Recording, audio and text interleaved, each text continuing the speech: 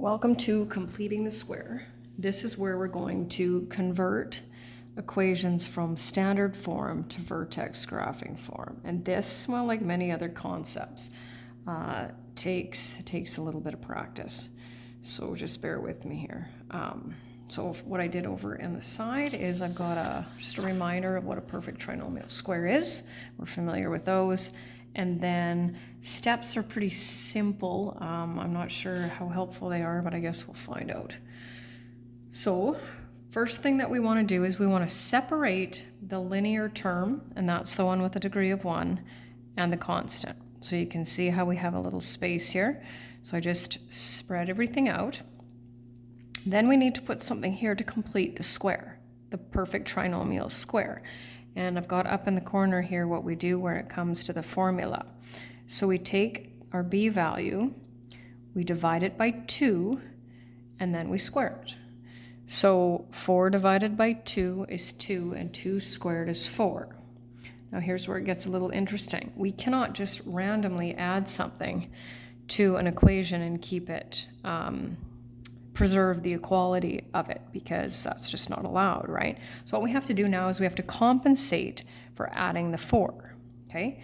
So here's where our equal sign is. We're going to stay on this side of the equal sign. So because I added 4 on this side, and I want to pretend like I haven't done anything, what I'm going to do is I'm going to subtract 4 over here, because we know that 4 minus 4 is nothing.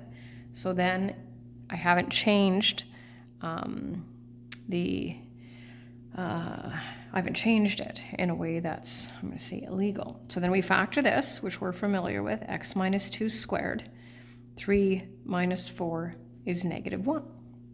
So then I have y equals x minus 2 squared minus 1. Of course, that's where a vertex just jumps out at us. Second example I'm going to do up here. Okay, so we're going to separate. I don't know if I have enough room here, but I'll make it work. Plus 32, okay, set of brackets here. This one divided by 2 and squared. So 12 divided by 2 is 6. 6 squared is 36. So I've added a 36 here, so I'm going to subtract a 36 over here. I'm going to factor that. And there we go. I'm going to keep going with this. So once again, oh, I don't even think I did them in the right order, but it doesn't really matter. And what I start doing is I kind of almost start putting my bracket in. 8 divided by 2 is 4. 4 squared is 16. And this is always going to be adding. This can be a negative sign, but this always has to be adding. So we're always going to be subtracting over here. Well, okay, not always. X plus 4 squared minus 14. And another one of the, I'm going to call them easier ones. Oh, maybe not. This one's going to have a fraction in it because we've got an odd number here. So we'll split it. X minus x squared minus 5x, okay, plus 6. 5 divided by 2 is 5 over 2. 5 over 2 squared is 25 over 4. Minus 25 over 4. Then we factor that. What do we got here? So I'll just show you the step here. So 24 over 4 minus 25 over 4. And then this one, and thankfully we don't have to graph it, although I don't think it would be that bad. Minus a quarter. Okay, now it's going to get a little interesting because now we've got a different a value other than 1. And so this is going to be a little bit, it's just going to be a little bit trickier. Okay, so, but not too bad. So what we're going to do is we're going to factor out this a value, because when we have that vertex graphing form, right, that's what it looks like. So we're going to factor out our a. Okay. And we're going to still split it. Now, here, it's still the same. 10 divided by 2 is 5. 5 squared is 25. Here's where it gets a little interesting. We can't subtract 25 because we have this 2 here. So now what we have to do, because we would distribute this, right? So 2 times 25 is 50. So now we've got to compensate for that 50. Oh, shoot, can't quite see that. Sorry about that. I'll write a little smaller here. So y equals 2x plus 5 squared minus 55. So obviously, definitely going to be further down on the y axis there, but totally allowed. Okay, so once again, factoring out that a value.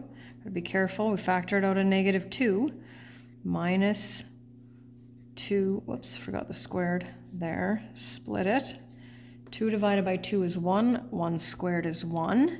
And we have an a value other than 1. We have to multiply these two. So now I've got a -2.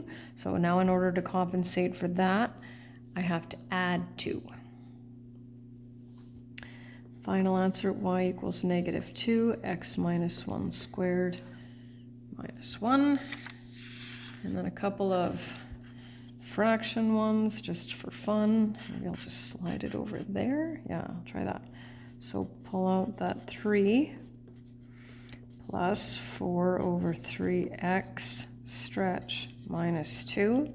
4/3 divided by 2. Dividing by 2 is the same thing as multiplying by 1/2.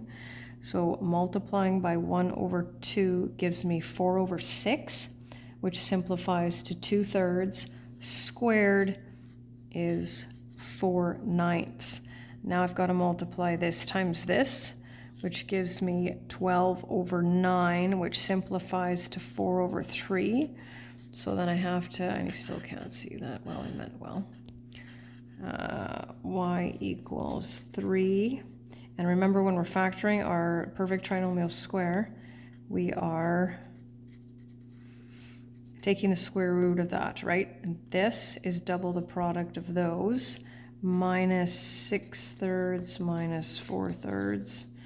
Y equals 3. X plus 2/3 squared minus 10/3. And one more, because of course we can have an a value like that. Y equals, we're going to pull out the 1/2. Oh, this isn't actually as bad as I thought.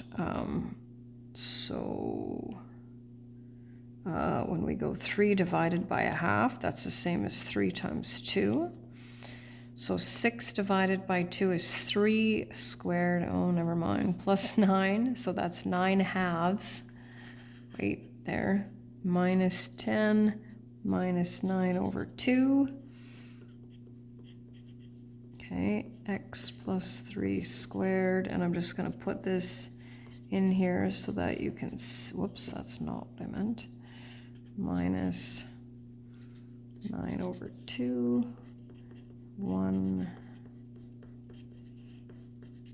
minus 29/2. And that's the end.